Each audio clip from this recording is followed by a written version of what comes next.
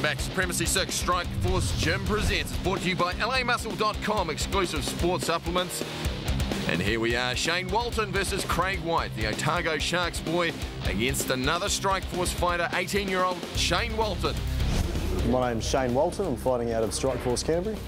It's my first time in the cage, but I've been training there now for a little over a year, maybe a year and a half. Just saw him briefly earlier and he looks like he's similar build, similar height, so should be a good matchup. I've come too far to lose. Ground and pound, 3 minutes, me.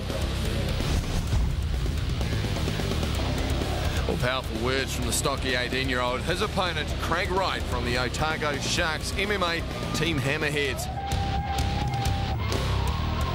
For both these fighters, it's their pro debut. There'll be plenty of nerves in there, the early feeling out stages. He's certainly got a build on him. Like he said in the interview, he's come too far to lose. So look for him to take him down as soon as the bell rings. Well, there you have Carl Weber, legendary Strike Force trainer. Of course, he was one of the pioneers of the sport in New Zealand. Sporting a few grey hairs now and a cropped look. And there we have the ring girl showing what round it is. Some of us need that, mate. What round was it? I don't know. I was focusing on the gold shorts. Craig Wright not getting a lot of suntan down here in the deep south. Look at the muscles on him. Shane Walton seems to be the slightly more buff, if you will, of the two fighters. He's the shorter fighter, the stockier fighter. Craig Wright, pretty deadpan look on his face early on. Strike Force versus Hammerheads. Here we go, our third bout of the evening, round one underway by referee Terry Hill. And that's Supremacy Fight Clock, brought to you by MMAgear.co.nz. Get all your hottest mixed martial arts brand, MMAgear.co.nz. And immediately the action's taken straight to the cage. Walton spins out from the cage. A big double leg takedown and slam. Immediately dominating. We suspect that he might have been a little stronger, immediately showing he has plenty of power. Nice knee, big knees. Couple of big knees, really swinging the leg back and getting plenty of leverage.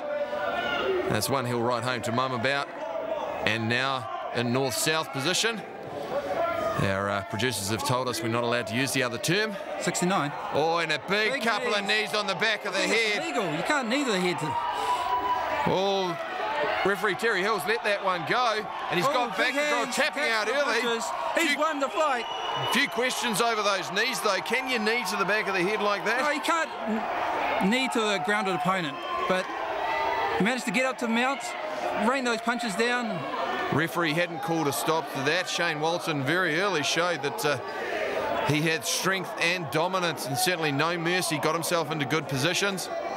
Craig Wright certainly feeling it in his neck. Took a couple of big shots on the back of the knee. There's that double leg takedown, slamming him in. Shane Walton showing superior power. Really done a lot of powerlifting, I would say, in the gym. A lot of work there. Stockily built man. Going for those two big knees. There's no question that they are illegal under these Supremacy rules. Really winding them up.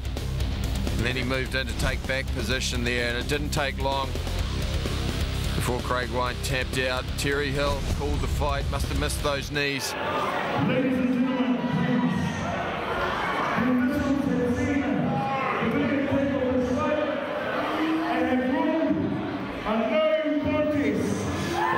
It's been confirmed. The judges have had a look at the replays. Very disappointing for both fighters. Shane Walton, of course, looking dominant, but made a mistake with the rulings, and unfortunately, a no contest.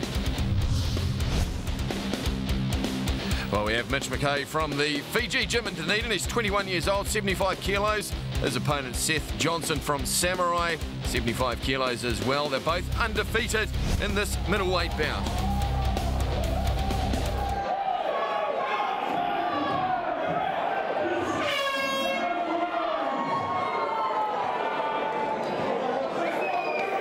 Mckay in the blue shorts, Johnson in the black shorts, starting off in a praying mantis-like stand-up southpaw stance, and he's immediately slammed to ground. Just missed with the double leg, driven to the ropes by the more powerfully built Mckay. He's going for the takedown again. And again, got the underhooks in. Little short knee. Nicely done. The elbow misses over the top there. Propping off the cage, Johnson. As the smaller, more stockily built fighter grinds in. A couple of little short knees on the inside. Looks like a guillotine, attempted guillotine. Slipped out of that one into a tie clinch. And again, dropping down, underhook in on this side.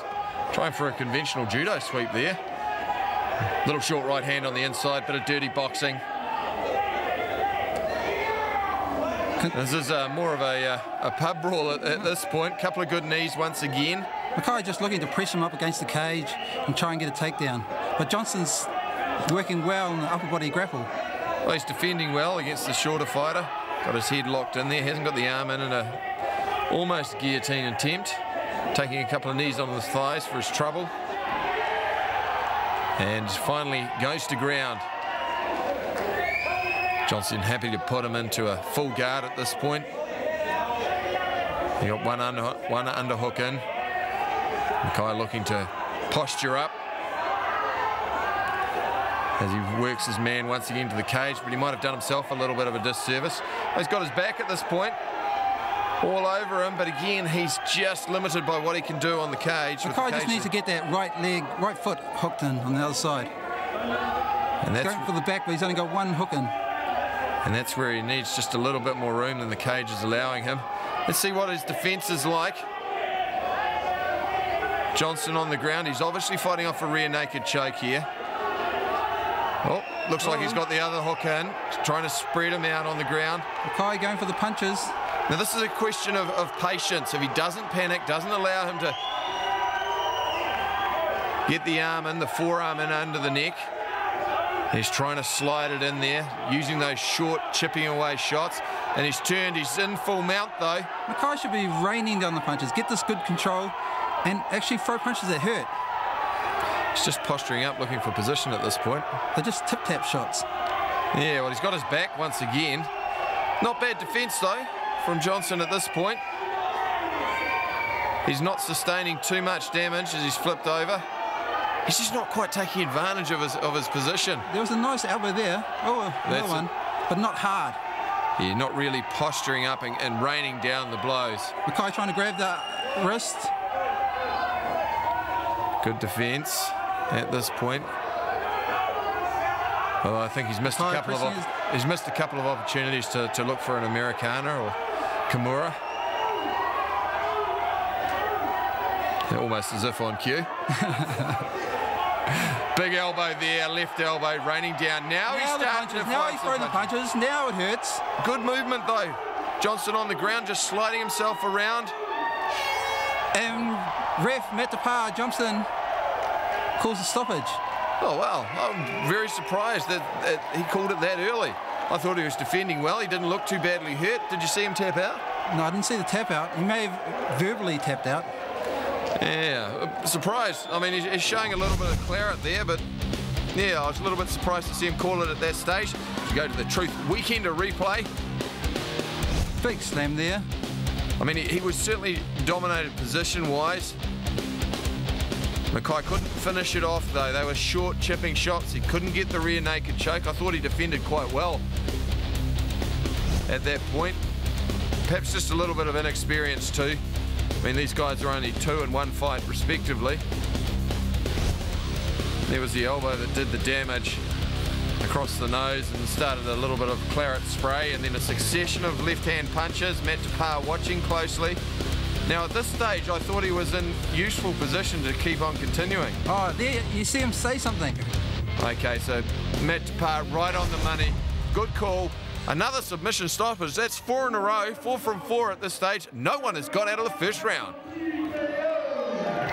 Oh, it's a TKO. Well, the referee obviously decided to call it. Perhaps he didn't say anything, but at this stage, this early in their career, not a bad option.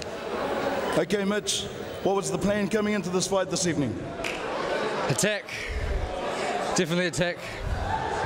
Going to the ground? Hey? Just ground stand up, wherever it goes. You were ready coming into this fight? Yeah, no nerves, calm. You want to thank anyone, brother? Oh, just my trainer and my teammates, my friends and my family. What's for you for the future? More training. More training. Ladies and gentlemen, your champion this evening, Mitch Mckay. Well, Mitch Mckay closes out the show. 4 fights, 4 first-round knockouts or submissions. There we are, the Supremacy 6 MMA, brought to you by Strikeforce Gym and LAmuscle.com, your exclusive sport supplement suppliers.